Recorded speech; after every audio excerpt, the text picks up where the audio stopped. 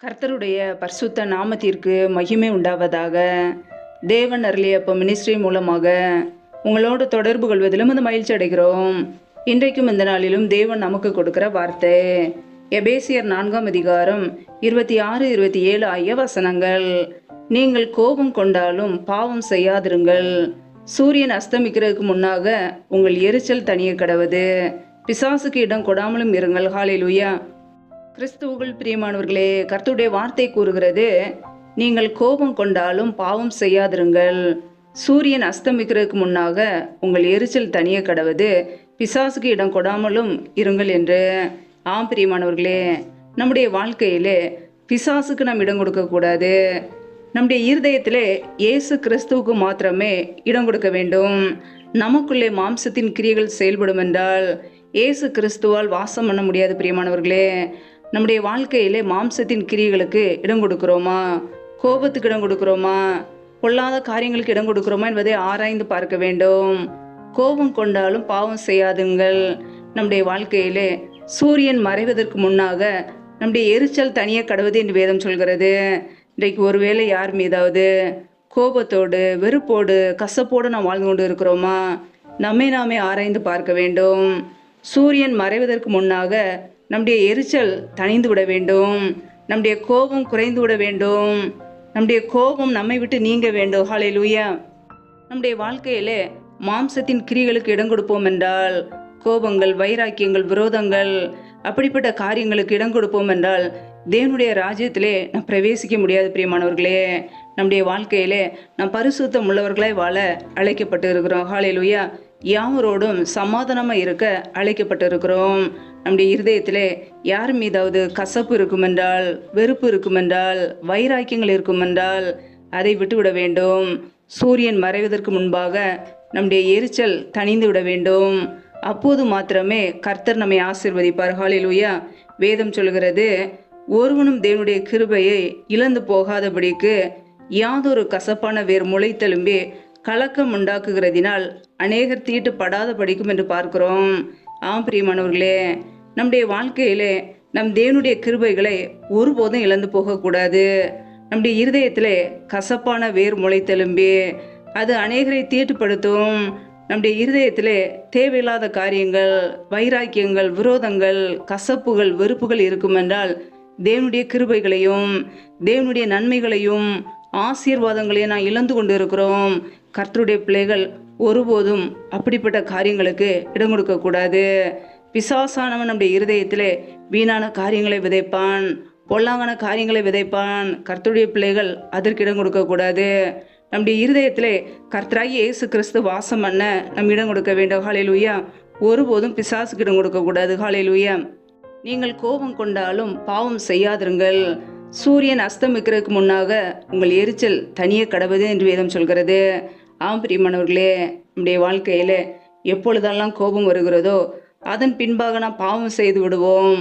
நாம் அதற்கு இடம் கொடுக்காதபடிக்கு சூரியன் மறைவதற்கு முன்பாக நம்முடைய வாழ்க்கையிலே எல்லாவற்றையும் மன்னித்து தேவனோடு நாம் ஒப்புரவாகும் போது தேவன் நம்மை ஆசீர்வதிப்பார்.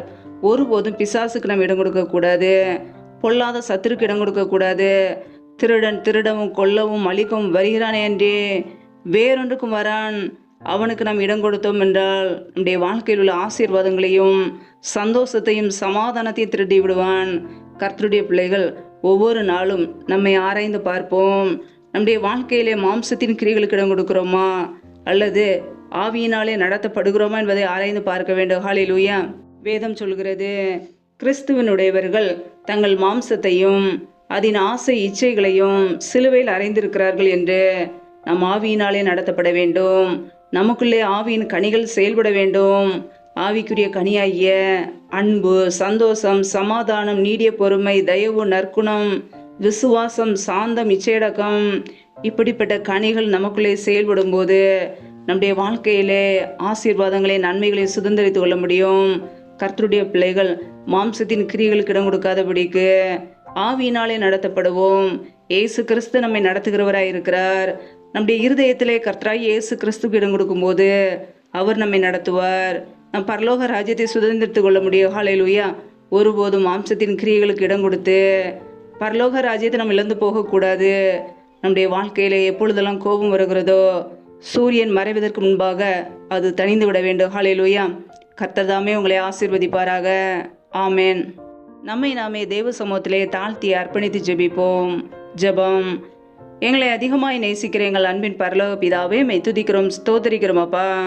இந்த இரவேளைக்காக மெய் துதிக்கிறோம், ஸ்தோத்தரிக்கிறோம். ஒவ்வொரு நாளும் கண்ணின் மணி போல எங்களை பாதுகாத்து கிருபையோடு ஜீவனோடு சுகத்தோடு பலத்தோடு ஆரோக்கியத்தோடு எங்களை வைத்திருக்கிறீரே நன்றி அப்பா. எங்களுடைய தேவைகளை சந்திக்கிறீரே நன்றி. ஒவ்வொரு நாளும் உண்ணவும் உடுக்கவும் தங்குவதற்கு இடம் கொடுத்து எங்களை பாதுகாக்கிறீரே நன்றி அப்பா. இப்பொழுது இணைந்திருக்கிற ஒவ்வொரு குடும்பங்களையும் உடைய கரங்களிலே தருகிறோம். ஒவ்வொரு குடும்பங்களையும் கர்த்தர் தாமே ஆசீர்வதிப்பீராக. பிள்ளைகள் செய்த தவறுகள், குறைகள், குற்றங்கள் எல்லாவற்றையும் மன்னிங்கப்பா. உடைய பரிசுத்த இரத்தத்தினால் கழுவி சுத்திகரிங்க.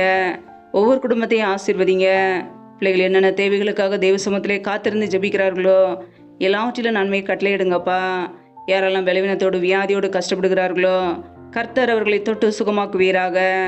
உடைய சுகமாக்கும் கரம் பிள்ளைகளை இப்பொழுதே தொட்டு சுகமாக்கட்டும், விடுதலையாக்கட்டும். பலவீனத்திலே உடைய பலன் பரிபூரணமாய் விளங்கட்டும்.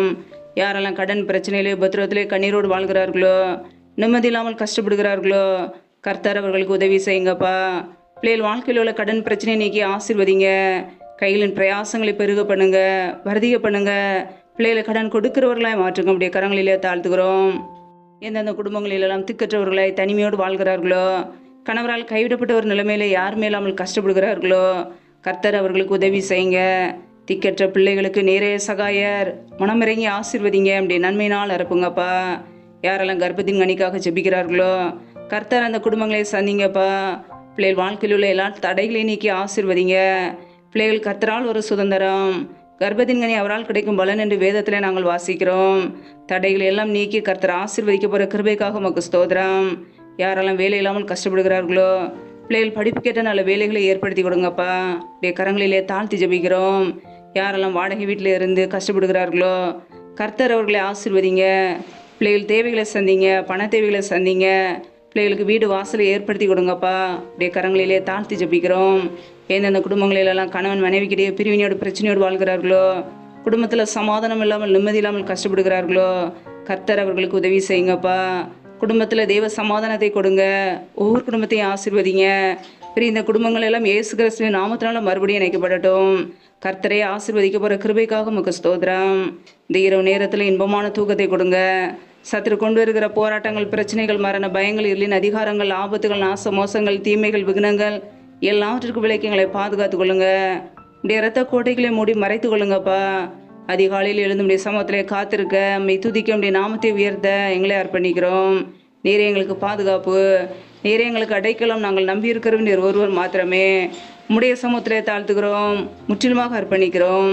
எல்லா துதி கன மகிமையெல்லாம் ஒருவருக்கே செலுத்துகிறோம். இயேசு கிறிஸ்தின் மூலம் ஜெபிக்கிறோம் ஜீவனுள்ள நல்ல பிதாவே. ஆமேன். கர்த்தர் தாமே உங்களையும் உங்கள் குடும்பங்களையும் ஆசீர்வதிப்பாராக. ஆமேன்.